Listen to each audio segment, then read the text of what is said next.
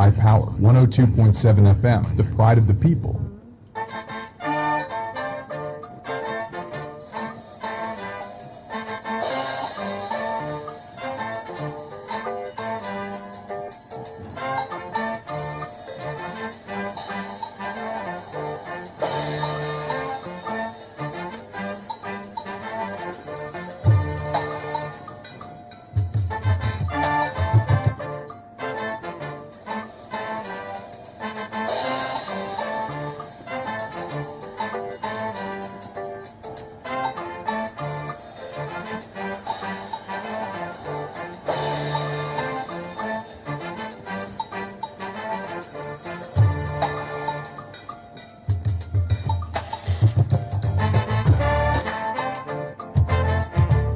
Let me bring us in.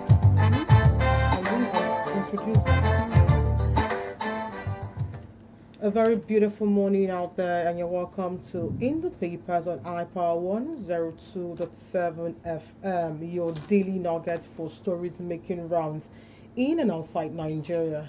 I am Florence Ibarema, and with me on the program is Inioluwa Florence. We shall be taking you through stories from different newspapers, beginning with the Hope newspaper. We have stories from the Punch newspaper. We have stories from This Day newspaper. Also, we have stories from The Hope newspaper as well, the Daily Post newspaper, the Nation newspaper, and also the Punch newspaper. Before we go into the major stories for this morning, we're going to go on a very short break. When we come back, we'll begin with the headlines for today's story.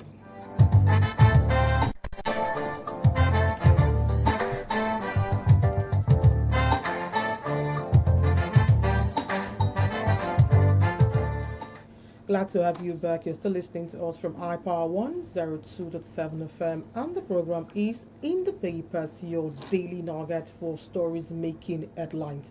And beginning with my hand, I have this one from the Punch, and it says, Atiku demands probe of 17.5 trillion naira pipeline security spending. And on my end, on the Hope newspaper, talking over our local government launches social welfare allowances for 300 elderly residents. Joining you on the Hope, where we have illegal gas and fuel station faces shutdown. Still talking on the Hope newspaper, Ondo Amotekun begins fresh recruitment list criteria. Also, we have this one from the Hope, where it says Ondo laments massive forest loss, wows investor for agric revival. So on the Hope newspaper, ex-Osun SSG Adeoti quits Aregbeshola's backed ADC group.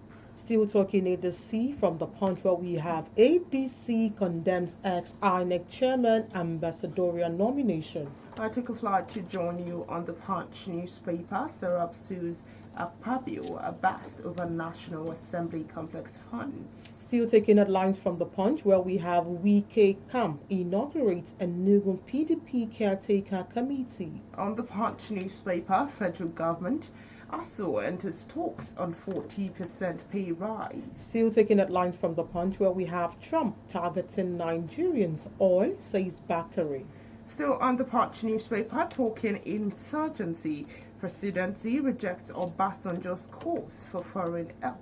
Away from the Punch and straight to the nations, where we have Senate begin 3-day security summit in Abuja. Still on the Punch newspaper at my end, Silva decries 8 detention siege on Abuja owns. Still taking headlines from the nations, where we have Undume hails Hami over teenage girl's rescue. Still on the Punch newspaper, court orders a 1.7 billion naira payment to ex-Kogi deputy governor. Back to the Punch, where we have NCF and partners unveil initiative to combat deforestation. Still on the Punch newspaper, scrutinized ambassadorial nominees, Tinubu ex-advisor urges National Assembly. I have this one from The Guardian, and it says police crack down on car thieves, recover stolen vehicle. And on the Nation newspaper, NDLEA dismantles social media networks to distribute illicit drugs. And lastly, from my hand, I have this one from The Guardian, and it says NUJ 6 Good Governance honors honor media professionals and others. On the Daily Post newspaper on my end, Atiku slams Nigerian government over 17.5 trillion pipeline security spending. We're going to go on a short break. When we come back, we'll start with the major headlines for today's story.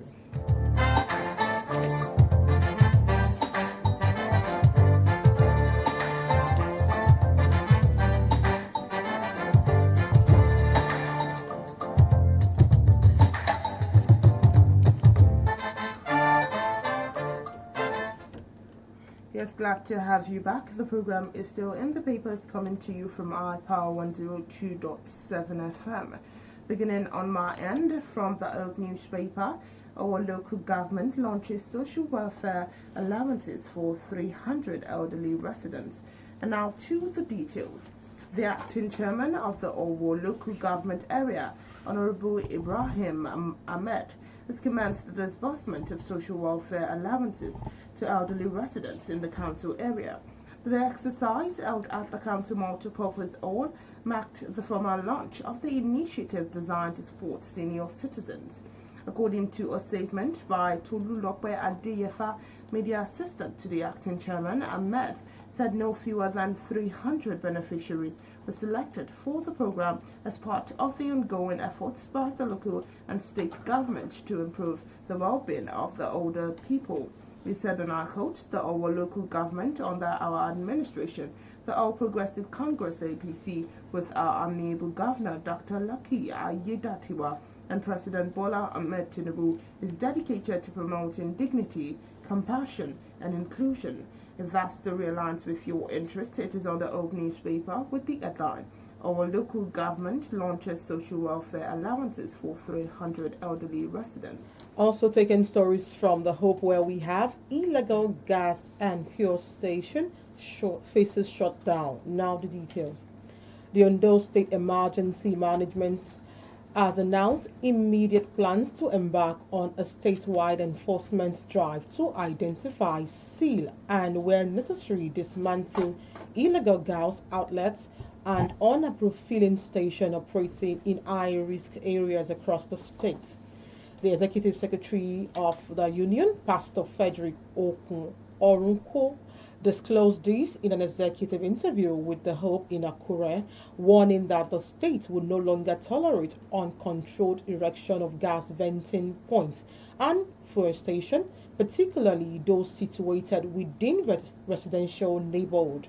It described gas-related fire incidents in recent months as alarming, citing multiple cases in Oda Road, Okearo, and Idore, where explosion resulted in death, severe injuries, and destruction of properties. According to him, the government's concern is heightened by the growing number of operators who erect facilities without safety approval or who ignore guidelines regulating the siting and operation of gas and petrol stations.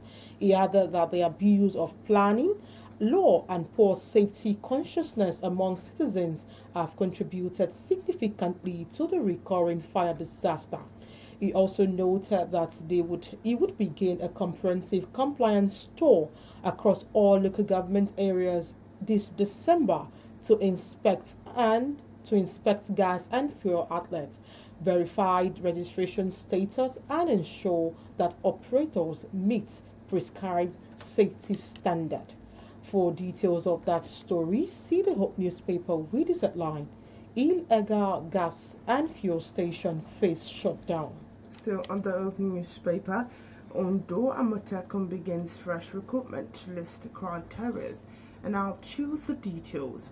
The Ondo State Security Network Agency, Amotekun Co., has officially opened its fifth batch recruitment exercise as the state government continues its efforts to strengthen security and protect lives and property across the state. This was disclosed in a statement signed and released recently by Muhyiddin Fabumi on behalf of the Corps Commander, established on March 4, 2020 through a law passed by the Ondo State House of Assembly and subsequently amended on July 13, 2022. The court said the latest recruitment drives aligned with the government's ongoing efforts to expand its regular officers' cadre and strengthen operational capacity. The agency highlighted its mandate to systematically gather, document, evaluate, and analyze information to generate actionable intelligence for tactical, operational, and strategic purposes, as well as to investigate and prosecute suspects. It also noted its collaboration with similar security outfits in Ogun, Oyo, Osun State, Ekiti, Lagos State to combat crimes such as kidnapping, terrorism, cattle rustling, destructions of farms and crops, livelihood losses, human trafficking, cultism, highway robbery, sea piracy, oil bunkering, and other offences while assisting law enforcement agencies in apprehending offenders. If that story aligns with your interest, it is on the Open newspaper with the headline, Ondo Amotekun begins fresh recruitment lists criteria. Still taking stories from the Hope, where we have Ondo laments massive forest loss, whilst investors for agriculture revival. Now the details. The Ondo state government has rolled out a multiple prolonged plan to stabilize its agricultural sector, warning that the state forest reserve have suffered 95% degradation as a result of years of encroachment. The Commissioner for Agriculture and Forestry, Engineer Leye Akinola, raised the alarm while speaking on Adaba FM, Ondo Path to Progress, a public enlightenment program sponsored by the Ministry of Information and Orientation to widen awareness of government activities. Akinola said the government has commenced a forest restoration drive that will rely on indigenous tree species to bring the reserve back to global standards. He added that the compulsory agroforestry system had been introduced, requiring farmers operating in the reserve to plant and maintain trees along their cocoa plantation.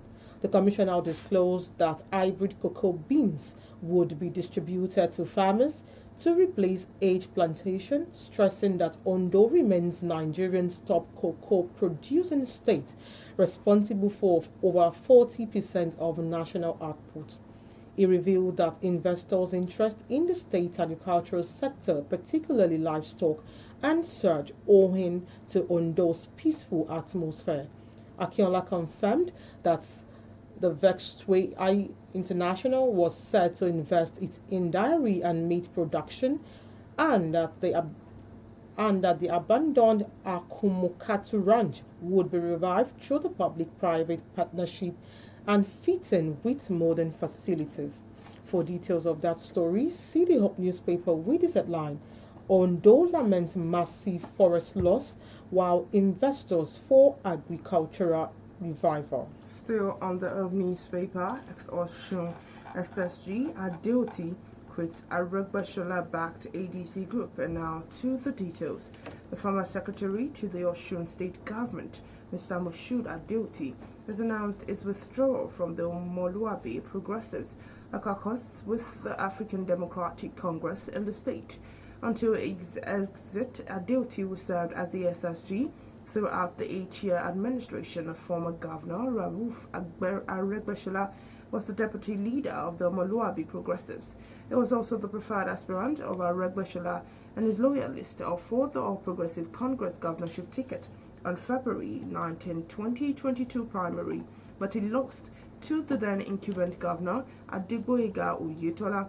Aregbesola, Adeoti, and other members of the Inioluwa Progressives later moved to the ADC after the expulsion from the APC.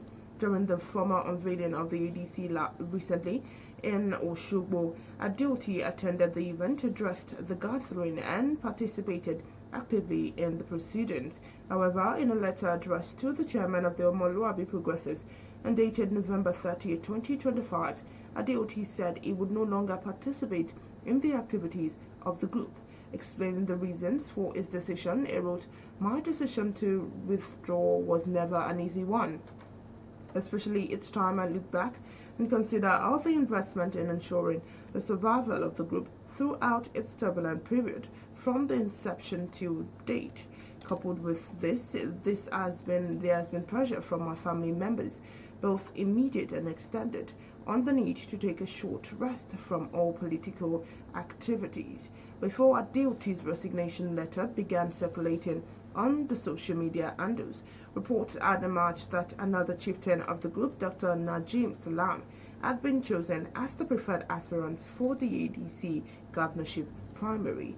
Thus, the realigns with your interest. It is on the Old newspaper with the headline, Ex-Osun SSG Adeoti quits Aregbesola-backed ADC group.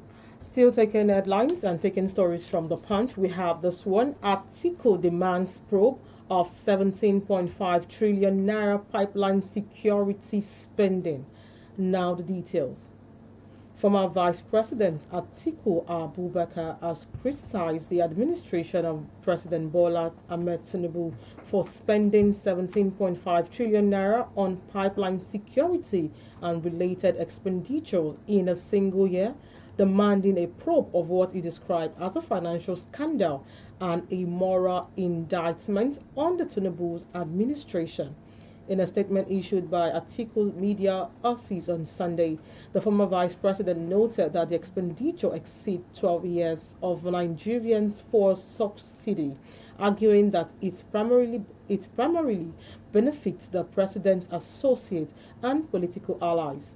He contracted this with the 18 trillion naira spent on fuel subsidies over 12 years, a program that's cautioned millions of Nigerians, stabilized transport costs, and kept the food price manageable. According to Atiku, under President Bola Tinubu, the country has now expended nearly the same amount in a single year. The pipeline security contract award to private firm tied to associate and chronicles of the president, describing the spending as a ground lining dressed in public expenditure. The statement criticized the government for removing petroleum subsidy while channeling massive funds into energy security and under recovery costs. For details of that story, see the Punch newspaper with this headline. Atiku demands probe of 17.5 trillion naira pipeline security spending. Still on the Punch newspaper, Serap sues Akpabio, Abbas over National Assembly Complex Fund. And now to the details. The Socio-Economic Rights and Accountability Project has filed a lawsuit against the Senate President, Godswill Akpabio, the Speaker of the House of Representatives, Tajuddin Abbas, over the alleged failure to account for the 18.6 billion naira earmarked for the construction of the National Assembly Service Commission office complex. Also joined in the suit is the National Assembly Service Commission. Serap's legal action following damning allegations contained in an Auditor General of the Federation 2022 annual report released on September 9, 2025. In a suit marked FHCE/ABJ/CS/2457/2025, filed last week at the Federal High Court in Abuja, Serap is seeking an order to mandamus compelling Akpabio, Abbas, and the NASC to account for the whereabouts of the 18.6 billion naira reportedly paid to an unknown construction company.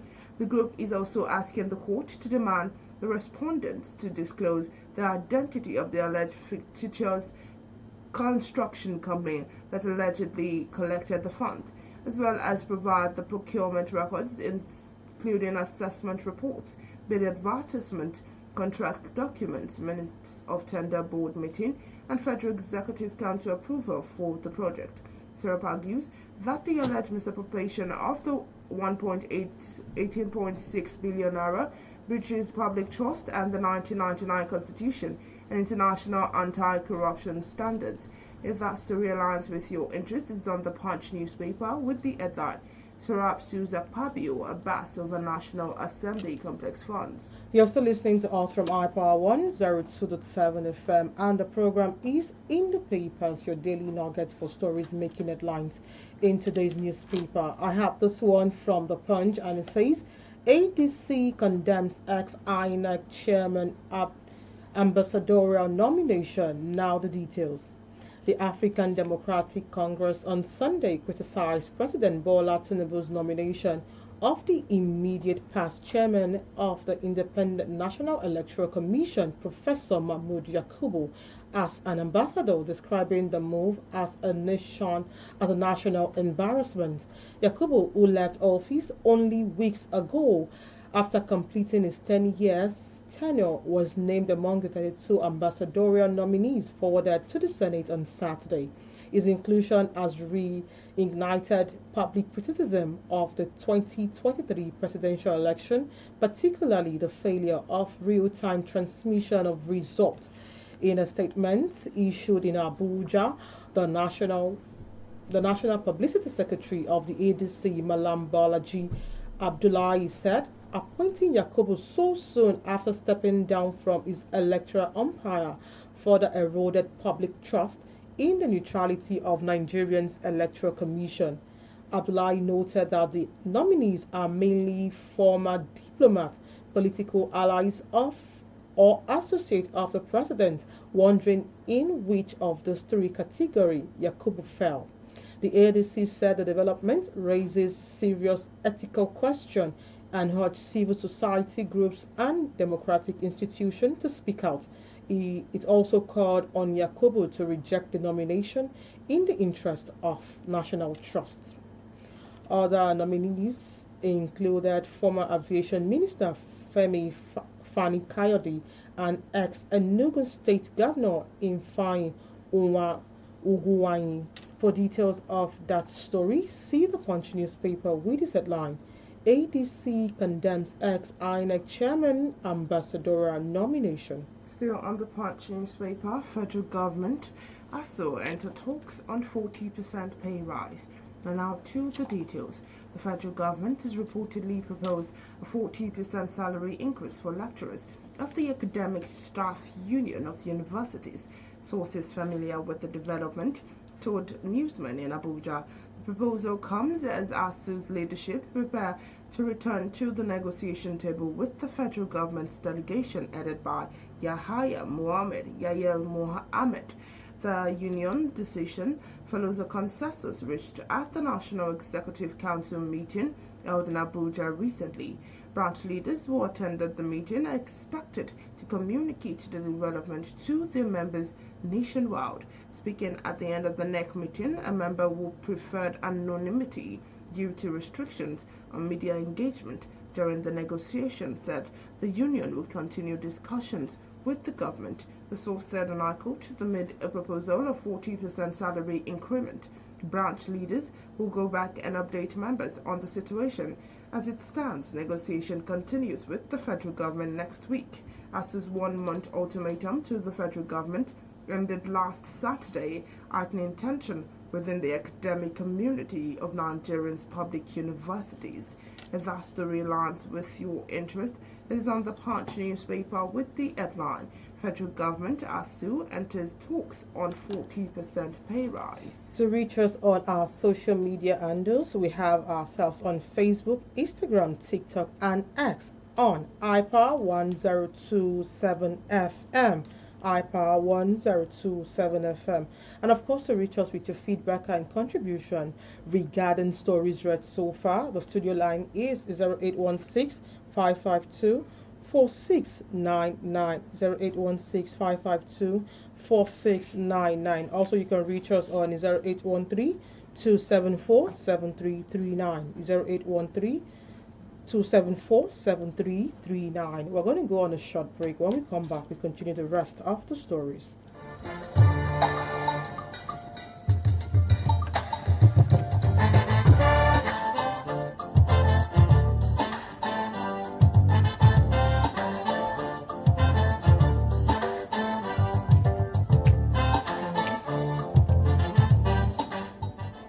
Glad to have you back. You're still listening to us from iPower 102.7 FM. And I have the story from The Punch, and it says, Wike Camp inaugurates a Nugun PDP caretaker committee. Now the details. The fractional National Working Committee of the People's Democratic Party alleged with the aligned with the Minister of the Federal Capital Territory has inaugurated a new caretaker committee for Enugu State. The event, held in Enugu on Sunday, was overseen by the fractional acting PDP National Chairman Al-Aji Abdurrahman Mohammed and the National Secretary Senator Samuel Anyanwu. The event drew a large turnout of party members from the 17 local government areas. The development followed the exit of Governor Peter Umba from the party to join the All Progressive Congress. Umba, on October 24, 2025, joined the APC alongside the Executive Council members and the leadership of the PDP in the state. The move ended PDP dominance in Enugu State as the party lost out for the first time since 1999. Recalibrating the PDP on Sunday, former chairman of Iboze South Local Government Area, Vistus Okechi, assumed office as chairman of the caretaker committee, while Chikunoye Okereke was inaugurated as the secretary.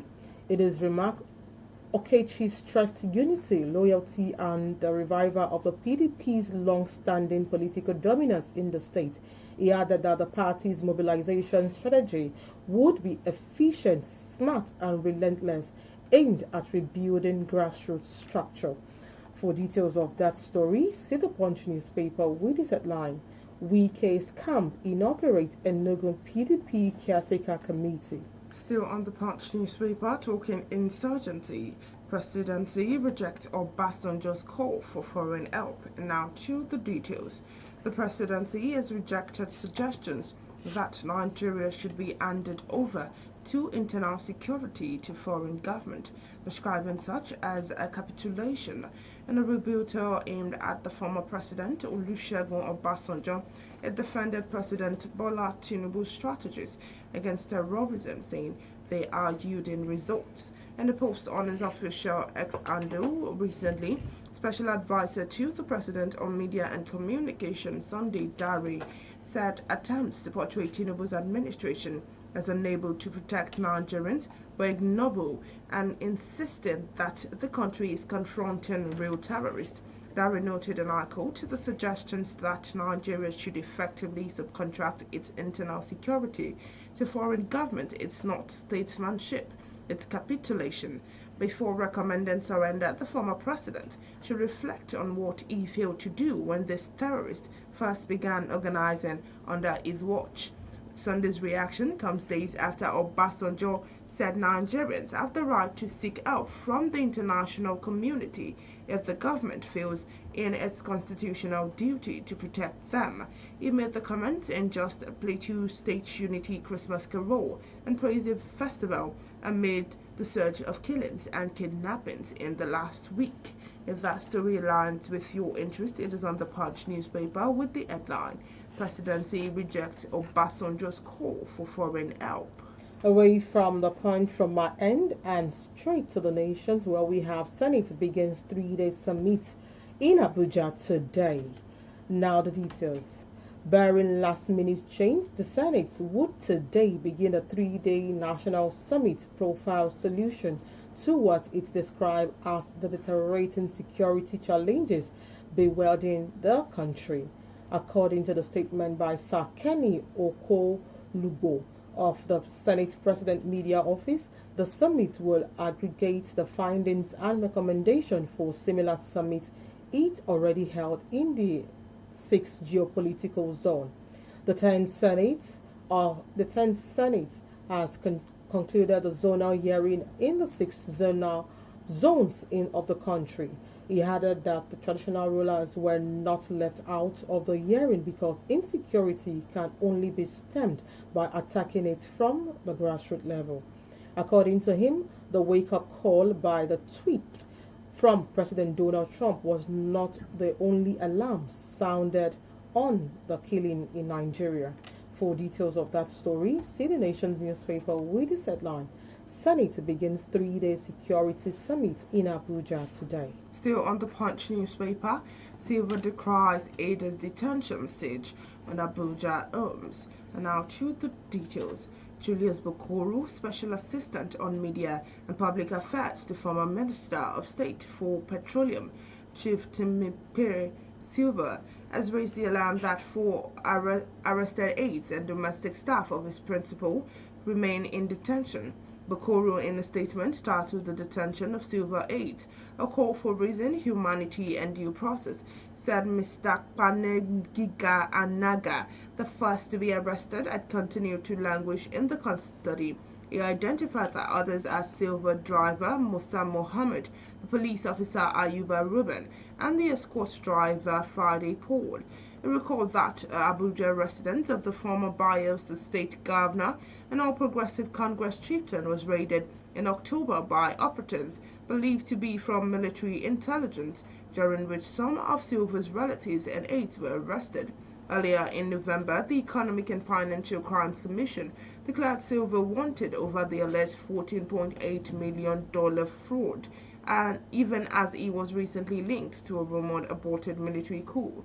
Following the EFCC declaration, Silva media aide had criticized the anti-graft agency for not officially inviting the former minister before announcing the manhunt. However, last week, Silva wrote to the EFCC requesting a mutually agreed date to honor its invitation. The former minister also faulted the EFCC move to declare him wanted, saying he had never shunned any lawful summons. He dismissed claims that he had jumped bail, insisting he was on a routine medical checkup in the United Kingdom at that time. Bokoro expressed concerns that those arrested during the raid are suffering silently under the unclear circumstances, adding that their families had been thrown into distress. If that story aligns with your interest, it is on the Punch newspaper with the headline, Silva decries aides detention siege on Abuja homes. We are still taking stories from the Nation, where we have Undume hails army over teenage girls rescue. Now the details. Senator Mohammed Ali Undume yesterday praised the Nigerian army for rescuing the 12 teenage girls abducted by Boko Haram terrorists in Musa district of the Asrika Umba local government area of Borno State. The victim, aged between 15 to 20, were kidnapped last Sunday while harvesting crops on their family farmland. A statement by the Nigerian Army said the victims were freed on Saturday, sequence to swift intelligence-led operation by troops of the operation in the southern Borno axis, while evacuated to the secure facility for comprehensive medical care. In a statement issued yesterday in Abuja, Undume, a former chairman of the Senate Committee on the Army, commended the gallantry and swift response of military officers in Borno, whose operation ensured the rescue of the girls. He restated his call on the federal government to give priority to adequate funding of the military and to review their remuneration in order to boost their morale. For details of that story, see the Nation's newspaper with this headline, Undume hails army over teenage girls rescue. Still on the Punch newspaper, court orders 1.7 billion payment to ex-Kogi deputy governor. And now to the details. The National Industrial Court in Abuja has ordered the United Bank of Africa PLC to pay a total of 1.7 billion naira to former Kogi State Deputy Governor Simon Achuba to satisfy a judgment that owed by the Kogi State Government. Justice R.B. Astrop delivered the judgment on November 27, making absolute an earlier garnish order Nisi after finding that UBA had failed to substantiate its claim that the funds in the relevant Kogi State Government account were either World Bank supported monies or jointly owned by 19 northern states.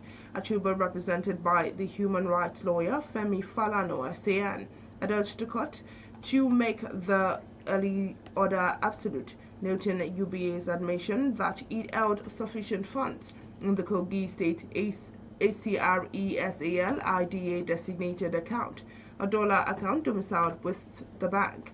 UBA had urged that the money was sourced from the World Bank for environmental projects across northern states and was therefore unavailable to settle the judgment debts. Justice Astroff, however, dismissed this argument, ruling that the bank supplied no credible documentary evidence to support its claim. The court stated that once Ganishe admits the existence of funds sufficient to satisfy a judgment and fails to prove that such funds are legally restricted, the law does not permit depriving a successful litigant of the fruit of his judgment. If that story aligns with your interest, it is on the Punch newspaper with the headline, Court orders 1.7 billion naira payment to the ex-governor deputy. Still taking stories from the Punch, I have this one. NCF partners unveil initiative to combat deforestation. Now the details. The Nigerian Conservation Foundation, Natural Eco Capital, and Business for Nature have launched a new partnership to combat Nigerians' alarming deforestation rate and promote natural positive development. Speaking at the Business Advisory Group inauguration workshop in Abuja, Deputy Director of Forest, Federal Ministry of Environment, Chris Ayuwulu, said Nigerians' commitment to achieving a natural positive future is deeply rooted in the national vision for sustainable development. Also speaking, the Director General of the Nigerian Conservation Foundation, Joseph Onoja, noted that according to the Nigerian Conservation Foundation, only about 4% of Nigerians' original forest cover remains, and that the country loses approximately 400 hectares of forest annually due to logging, agriculture, and urban expansion. Between 2000 and 2020, the nation's tree cover declined by 13%, making Nigeria one of the countries with the fastest rate of deforestation in Africa. He added, the partnership creates a unique platform to engage a private sector as an essential partner in restoring ecosystem, creating green jobs, and safeguarding Nigerians' natural heritage for future generations.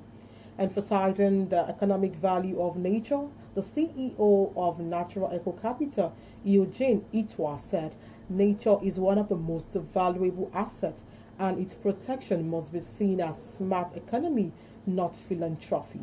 By linking biodiversity targets with business strategy and natural development priorities, this partnership will help companies understand, measure, and manage their dependency, impact, risk, and opportunities on nature in ways that create shared value.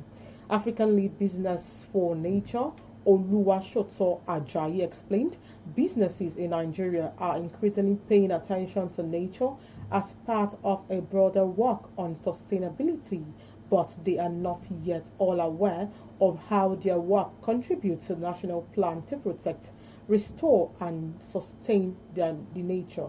The collaboration would help accelerate progress for nature in Nigeria by connecting private sector leadership with natural biodiversity and climate priorities. For details of that story, see the Punch newspaper with this headline, NCF and partners unveil initiative to combat deforestation. Still on the Punch newspaper, scrutinized ambassadorial nominees, Tinubu ex-advisor urges National Assembly. And now to the details. From a special advisor to the President, Bola Tinubu, Dr. Hakeem Baba Ahmed has urged the National Assembly to rigorously screen the President's newly submitted ambassadorial nominees, citing concerns over integrity and fairness of several names on the list. He made the call during recent editions of Channel's television Politics Today, criticizing the timing and regional distribution The former Northern Elders Forum spokesperson warned against prioritizing favoritism over merit and federal character. He also stated, and I quote, "These ambassadors will serve badly 18 months far too late," lamenting the delay amid Nigerians' ongoing crisis as squandered opportunity. Baba Ahmed urged lawmakers to probe certain candidates' background thoroughly. The National Assembly must scrutinize them rigorously to uphold its duty. He alleged queue spread, urging greater equity to ensure public trust. The 2-year vacancy in diplomatic post, he argued, inflicted severe damage, forcing Nigeria to forego critical global engagement. He said, and I quote, "By the time this envoy settled in, the president may already be campaigning for a re-election." Without naming individuals, Baba Ahmed insisted on addressing unresolved allegations, including court cases, to bolster anti-corruption efforts. If that story aligns with your interest, it is on the Punch newspaper with the headline, "Scrutinize ambassadorial nominees. Tinubu ex-advisor urges National Assembly." Away from that and straight to the Guardian, where we have avoid unnecessary travel, celebrate modesty, Anglican primate tells Nigerians. Now the details. Ahead of the 2025 Christmas celebration, the primate of the All Anglican Communion Nigeria, Most Reverend Henry Ondo Kuba, has urged Christians to be modest in their spending and avoid unnecessary travel at this delicate time in the country. Speaking at the celebration of the 2025 Carnival for Christ in Abuja, Ondo Kuba stated that though the times are hard, Nigerians should know that God does not want us to live in penury, but they also need to imbibe wise spending plan in order to navigate the difficult times effectively. He said, and I quote, "Don't spend all you have in order to celebrate Christmas. Know that by January you will be paying house rent, will be paying school fees, and therefore we need to celebrate this year's Christmas modestly. If you have much, eat. If you don't have much, enjoy what you have." Ondo Kuba observed that God will help the country overcome the security and economic challenges facing it and bring more blessing and enlightenment to what He wants to do in our lives. He said, "We are confident that God still has much to do in our lives. We have even reached our potentials as individuals, as families, as church, and as a nation. Though things may be challenging, God has so much in store for us. Let no man, no woman, no family give up." And we thank God that the federal government, the security agencies, the military, and the police are working hard to see that we have a wonderful celebration season. There are still fallow grounds. God has not finished with us, and we pray that as we celebrate, the Lord would open the fallow grounds unto us, lead us onto the higher grounds, and bless us. For details of that story, see the Guardian newspaper with its headline, "Avoid unnecessary travel and celebrate modesty, Anglican primates tell Nigeria." And the Nation newspaper on my end, and the LEA dismantled social media network to distribute illicit drugs. And now to the details. Operatives of the National Drug Law Enforcement Agency have uncovered and dismantled a social media network used to distribute the illicit substances packaged as imported Christmas cookies and snacks. Director Media and Advocacy and the LEA headquarters, Abuja, Femi Babafemi, who disclosed this in a statement, said 2 masterminds were arrested and taken into custody after a raid on their hideout in Lekki area of Lagos. Babafemi said the drug syndicate run by the duo of Deji Adesonya and Olubiyi Majekodumi had imported consignment of Canada Loud, a strong strain of cannabis, and variety of colorful designer sachet with pictures and labels of cookies and snacks imprinted on them, and used the package to psychoactively substance in retail quality. According to statements following credible intelligence about the activities of the syndicate, which operates and distributes through a WhatsApp platform, and the LEA operatives have recently raided their apartment at the Ujulari Street, Ikatea area of Lekki, where all large quantities of designer sachet and 5 kilograms of loud were recovered from them at the point of arrest. The statement reads, in our quote, in another operation in Lagos, and the LEA operatives have arrested a 38-year-old drug kingpin, Philip Ucheka, while taking delivery of 110 pouches of Canadian loud, weighing 55.6 kg, at Ladipo area of Mushin. At the point of his own arrest, 3 delivery vehicles were also seized from him. If that's the realize with your interest, it is on the Nation newspaper with the headline, and the LEA dismantles social media network to distribute illicit drugs. Still taking stories from The Guardian, where we have resident doctors suspend strike and resume duty immediately. Now the details.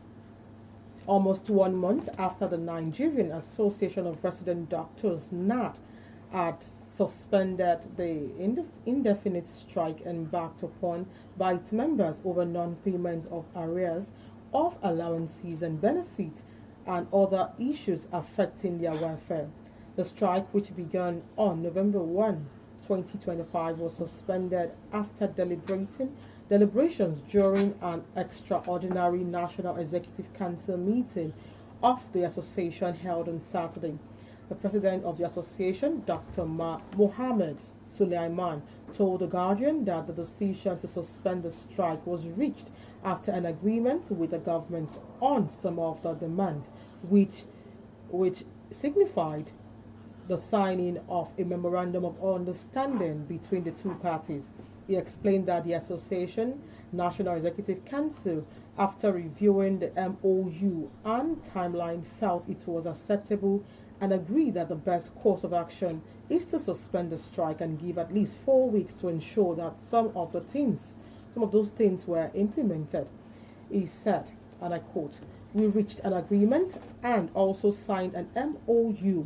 We agreed on some of the things we want to have some time for them to be implemented."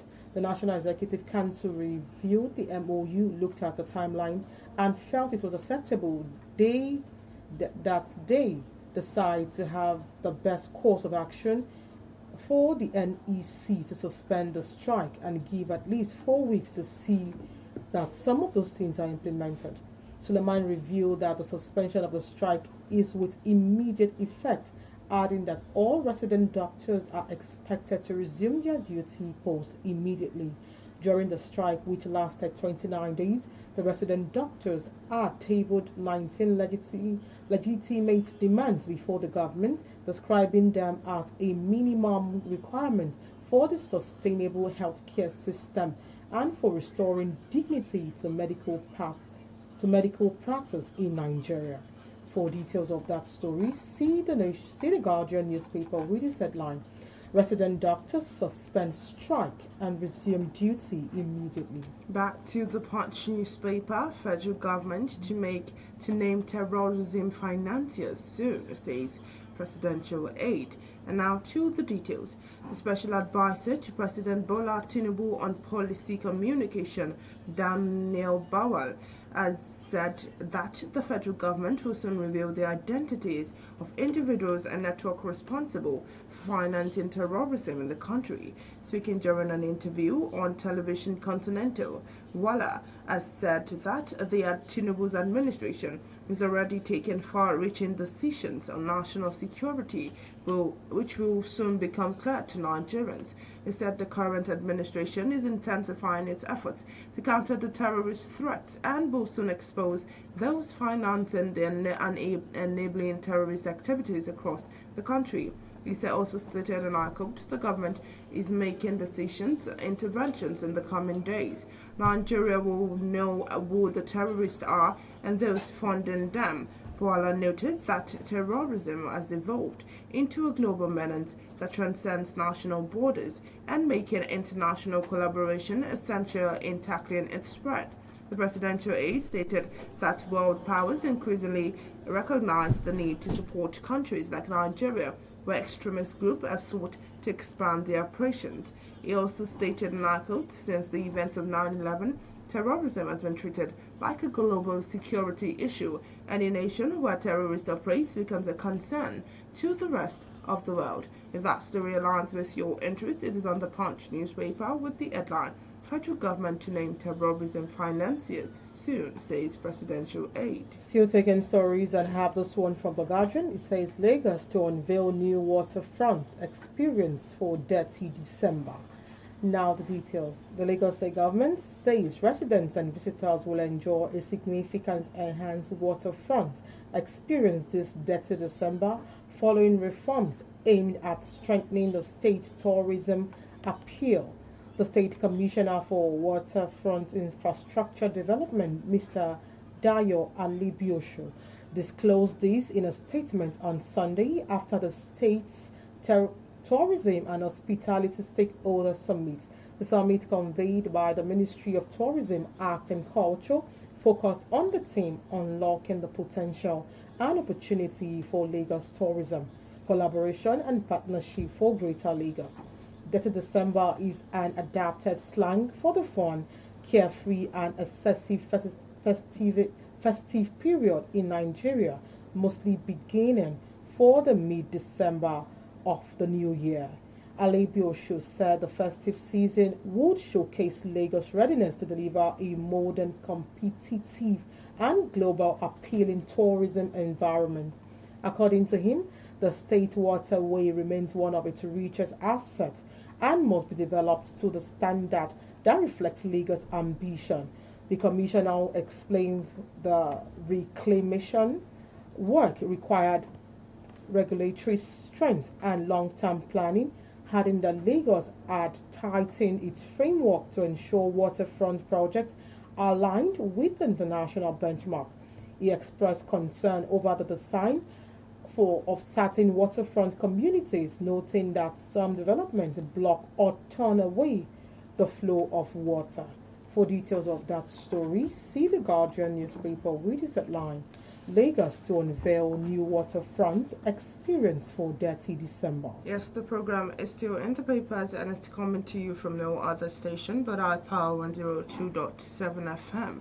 For comments and contributions, you can reach out to us on our social media handles on Facebook, Instagram, and TikTok at iPower 102.7 FM and on X at iPower 1027. You can also reach out to us now on our studio lines at 0816 552 4699. The number again is 0816 552 4699. You can also reach out to us on this other number, 08132 74 7339, 08132 74 7339. Right about now, we will take a short break. When we get back, we'll give you a recap of the stories that have been read out to you today. Don't go anywhere.